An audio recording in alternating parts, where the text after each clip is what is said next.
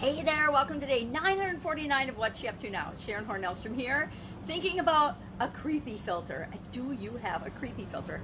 And I'm thinking about it primarily because I just did a video through my Supersize Your Business page with a split screen where it actually had two heads. We were talking about better half, and so I was looking for something that would be like a half filter. You know, we have these different filters on Facebook if you're watching me, or we can do different filters and sound effects and things on our podcast, which, since we know I don't edit anything, I'm the unedited version of myself, I don't use those, but I know that they're available. And one of these days, I will get somebody on my podcast and on my other social media accounts to actually put on intros, put on outros, put in outtakes, pull in, do all kinds of fancy stuff. But for right now, it's just me doing my own videos. So, no editing, no filtering, it is what it is. But my creepy filter thoughts go from an actual physical online filter, or what are they called, frames or screens, to, do you have a creepy filter in your life? Do you have an intuition filter where you actually listen to the messages and the signals that you're getting in your body and from the environment? I think we've all had that feeling where we're in a situation, or we're around someone, or we're in a place that just gives us that either tingly, creepy back of our neck feeling, or something in the pit of your stomach just doesn't feel right.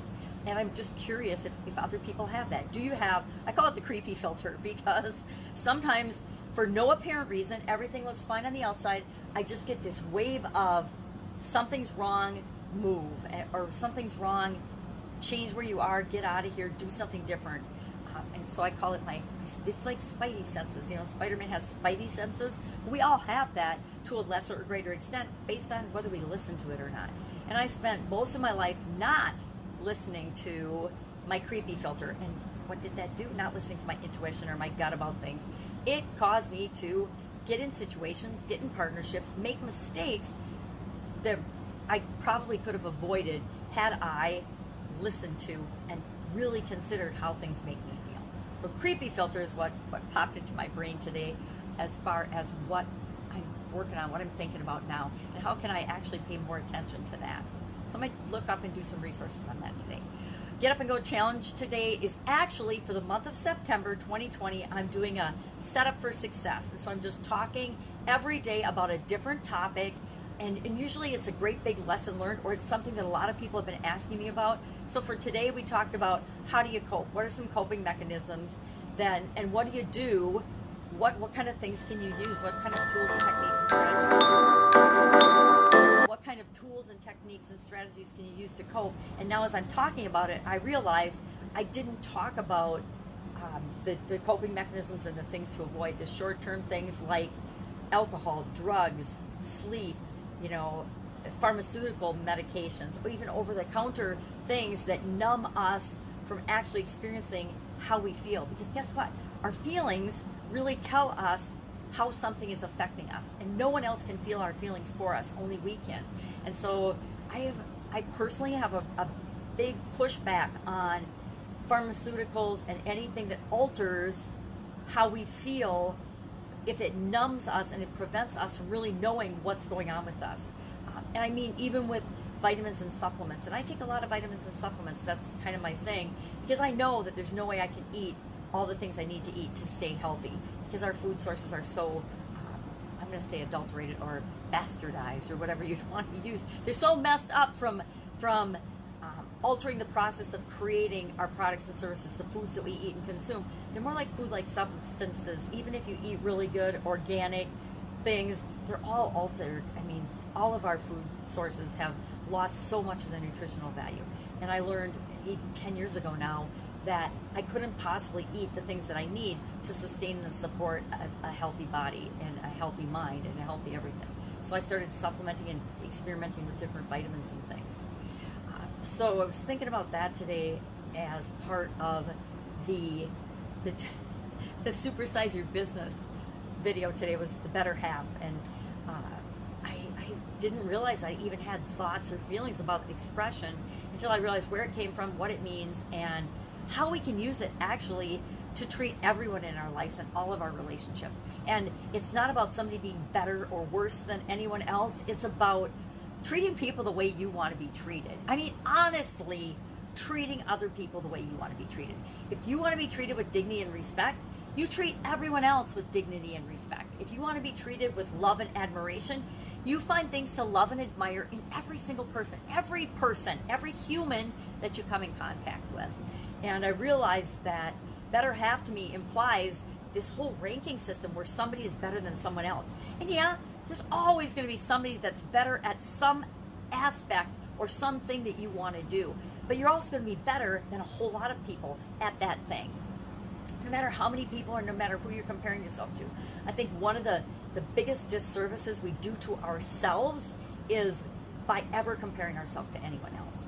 Nobody is you. Nobody has the same set of experiences, thoughts, feelings, stories, etc. that you do. And so it's impossible to compare ourselves to anyone else. Yeah, it is such human nature to compare ourselves to people about everything. I don't know about you, but as I transitioned from the brick and mortar world, the offline world to the online world, I didn't realize that I really compared myself to people a lot, and I didn't think that I did it offline.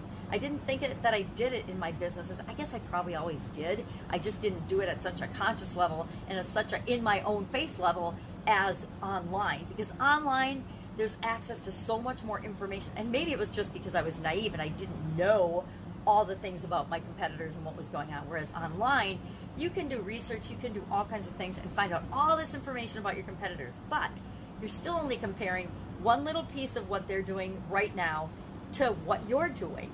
And everything that they've done leading up to what you're seeing right now, it might be entirely different than what you're doing.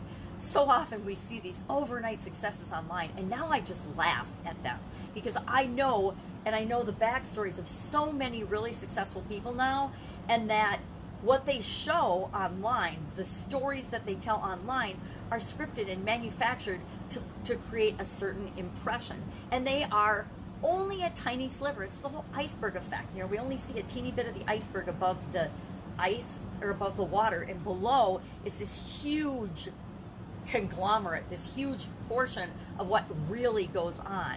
And that's how all of us are. We're all just little reflections of a teeny piece of us, a teeny part of us. The part of us that we show to the world is small in comparison to all the others. And the same is true of people's stories online about, you know, their success and what they're doing and what they're not.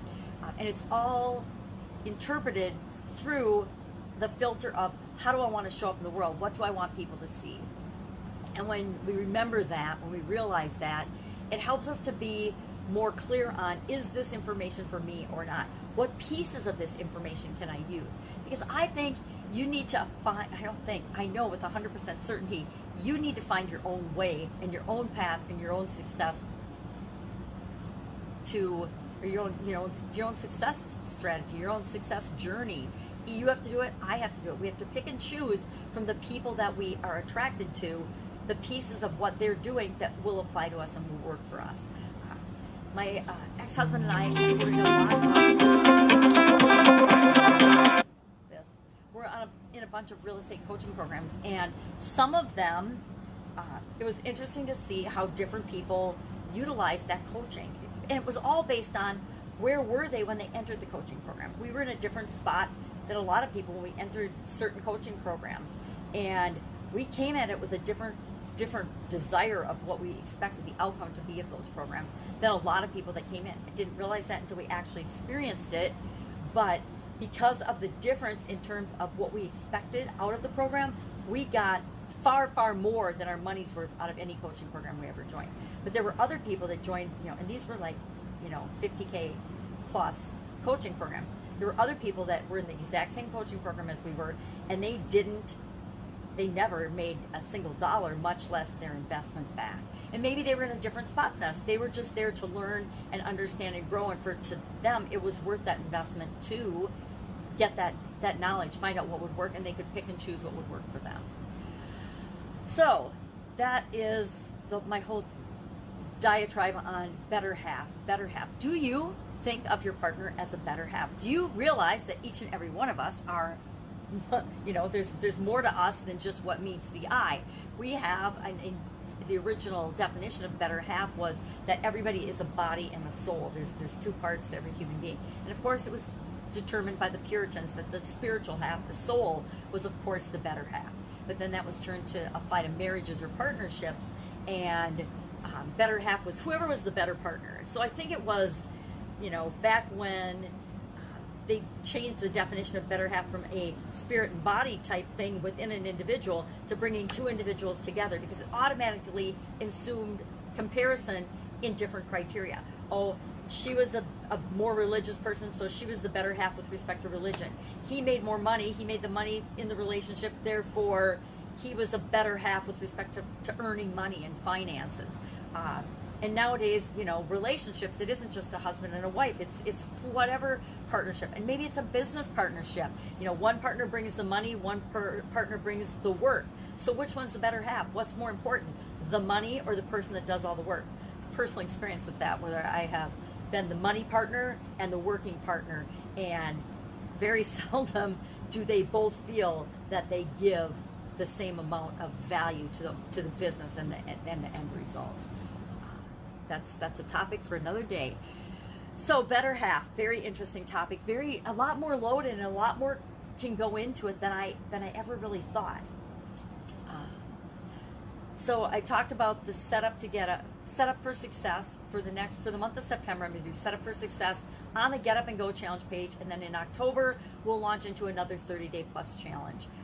And I want to buy myself some time with the month of September, which is why I'm doing the setup for success and just talking about different questions and answers and topics that have come up time and time again. And guess what? They don't just apply to online business. They apply to any type of business, but not even just to business. They apply to our lives. I mean, coping mechanisms, they apply to our whole lives, not just the work we do, the business, the professional version of ourselves.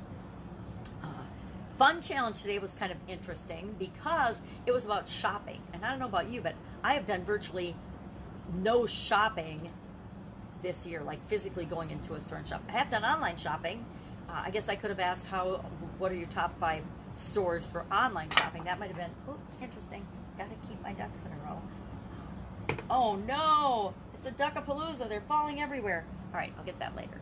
So today, I'm actually having a sleepover with my granddaughter. Fortunately, I haven't woken her up yet doing my talking, but we're going to hang out and have a fun day because she starts kindergarten tomorrow and I don't get to hang out with her every day. And I am going to actually have to come up with some coping mechanisms for this whole lockdown, shutdown, COVID things that don't involve hanging out with my amazing little granddaughter. That's part of why I do my challenges. All right, if I can help you in any way, ask in the comments below. Otherwise, I'm going to go start my day. I encourage you to have an absolutely phenomenal, amazing day. If I can help you in any way, ask in the comments below. Otherwise, join me on the Get Up and Go challenge page, or hop into the Get Up and Go challenge private Facebook group, because that's where you can see all of the previous Get Up and Go challenges in the units section in order.